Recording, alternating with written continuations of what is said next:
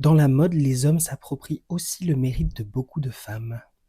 L'histoire grand public attribue l'invention du défilé de mode à Charles Frederick Worth. Alors que jusque dans les années 1850, les vêtements étaient présentés sur des poupées ou des bustes en bois, Charles Frederick Worth présente pour la première fois des collections sur des mannequins vivants mais statiques, dans des salons et à une clientèle privée et fortunée. Pour commencer dans toute cette histoire, il faut recontextualiser l'importance de Marie Vernet, la femme de Worth. À l'époque, elle devient mannequin pour aider son mari à présenter ses collections. Elle porte notamment ses créations dans différents contextes mondains afin de diffuser le travail du couturier. Avec le temps, elle devient mannequin professionnel et devient par la même occasion formatrice de mannequins pour les présentations de son mari. Marie Vernet a donc joué un rôle clé dans cette histoire et l'invention du défilé attribué à Charles Frederick Worth est donc tout à fait discutée.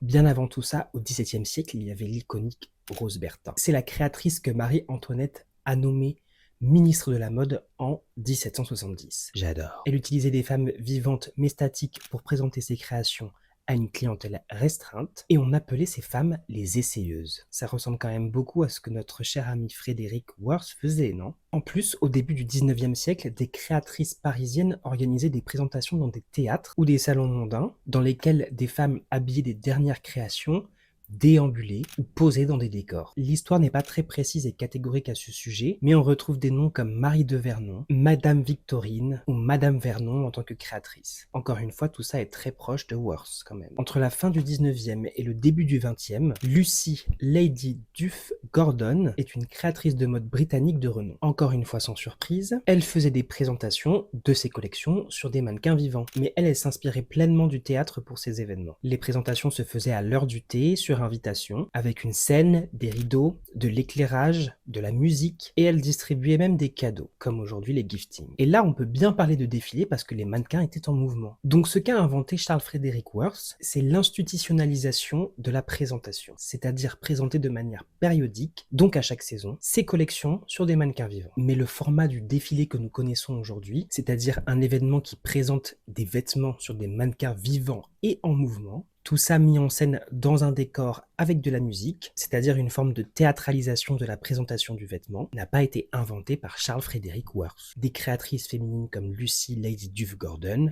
le prouvent très bien.